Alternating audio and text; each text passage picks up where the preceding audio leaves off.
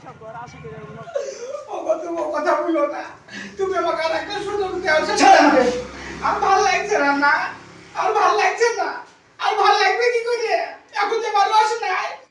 শুধু মুর্শিদাবাদ বলে নয়, এবং সোশ্যাল মিডিয়ায় যার হাস্য কৌতুক মানুষের মনোপ্রাণ ছাড়াও আজকে নবদিশা দেখাচ্ছে কিছু মানসিক রোগীদের।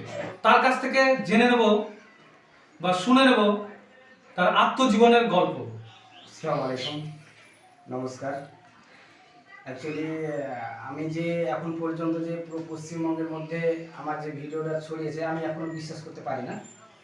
তবে ছড়ায়নি যে সেটাও বিশ্বাস হয় না, কেননা প্রচুর জায়গা থেকে SMS কিংবা ভালোবাসা দেয়, SMS-এর মাধ্যমে, কমেন্টের মাধ্যমে কমেন্টগুলো করে, অথচ